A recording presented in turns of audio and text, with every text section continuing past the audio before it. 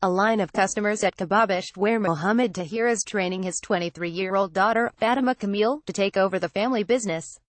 George Etheridge for the New York Times. Richly seasoned lamb curry, chana masala and saag paneer fill the chafing dishes. Cases display confections like gulab jamun and rasgulla, sweet milk and cheese dumplings. Overhead a television broadcasts images of Bollywood stars. These features so define Pakistani and Bangladeshi restaurants in New York City that, at first glance, such places appear almost indistinguishable. But make no mistake, everyone has a favorite.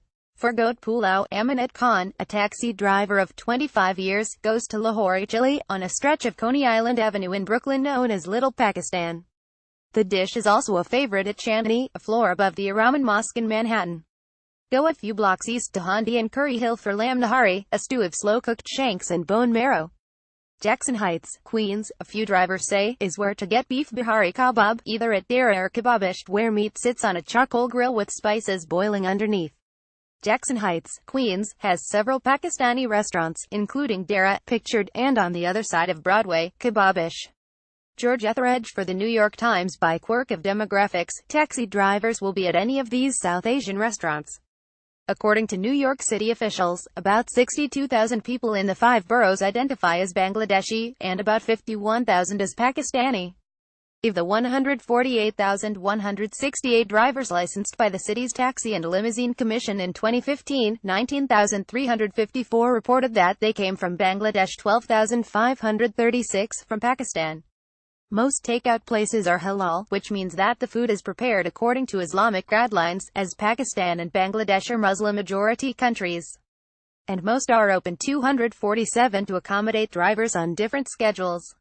At any hour, South Asian Americans will be gathered, eating, drinking chai, talking of family, work and politics, with the names Uber, Trump and Sharif popping up in conversations in Urdu, Bengali and English.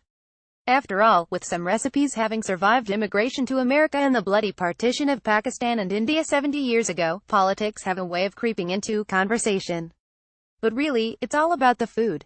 Handi, Manhattan, midnight. It was a summer Tuesday evening at Handi, and 20-somethings drifted in for a midnight snack of pakora. A model from Karachi, eating chicken biryani, complained of dating ABCDs, American-born confused Esses. Drivers, their cabs and cars lining Lexington Avenue outside, rotated in and out on break.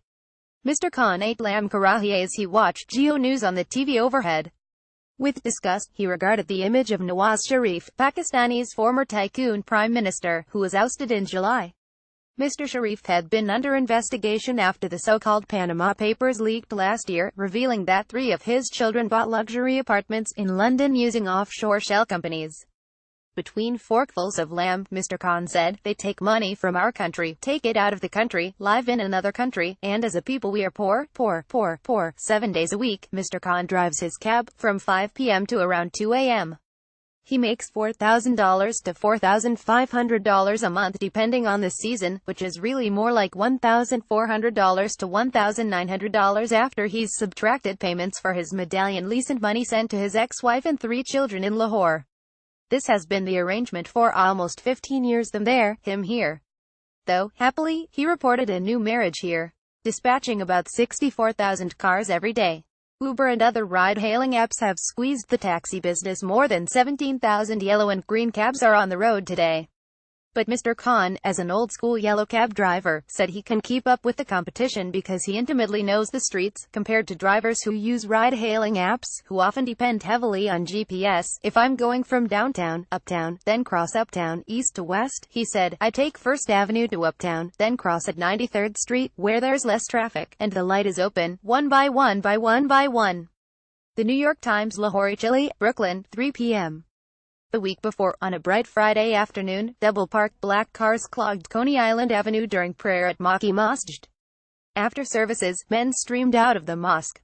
Many of the younger ones did not linger, filing straight to their Uber-stamped black cars. They had children to pick up, undergrad IT classes to get to, likely customers in Park Slope. The older ones, some in traditional shalwar kameez and kufi caps, took their time as they walked toward restaurants lining the avenue for late lunch. Inside Lahore, Chile sat Shakil Beg, 40, a driver for Uber, and Juno, who lives in Jamaica, Queens, while he supports his wife and 5 children in Lahore. eating chickpeas and yogurt. He complained that in 3 years, Uber has cut its fares twice, by about 20% in 2014, then 15% in 2016. It completely affects everything, he said. Before I would put 60 hours, you know. I was very happy. Now I put 80 hours. The kebabs are abundant, while family outings and blind dates are typical scenes at Dara. George Etheredge for the New York Times. Dara and Kebabish, Queens, 8 p.m. The three-quarters of the tables at Dara were full on a recent rainy Friday night, with families coaxing their children to eat more beef nahari, another forkful of chicken biryani. Faisal Muhammad, 32, an auditor who lives in Manhattan, and Nazra Jahir, an Indian flight attendant, were there on a first date. They met through Shaadi.com, an Indian matchmaking website where profiles are often perused by singles and their parents alike. Asked what caught his eye about Ms. Jahir, Mr. Muhammad had said, "I thought she was beautiful."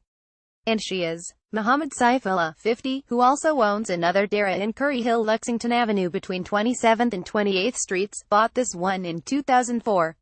He arrived in New York seeking political asylum from Pakistan in 1991, after a conservative Muslim party won power. His sapphire ring and rose gold watch are remnants of his profession during his early years in New York, a jeweler.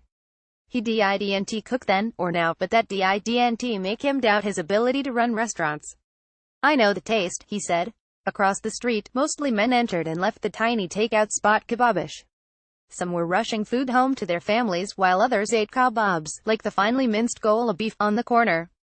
A few months before, Fatima Camille, a 23-year-old graduate of Penn State, inherited Kebabish from her father, Mohammed Tahir, who remains her consigliere, teaching her the ins and outs of the family business. "I always wanted to be a businesswoman," said Ms. Camille. Now she was getting her shot. There is, however, one role that Mr. Tahir has not relinquished: guardian of the secret recipe for the garam masala.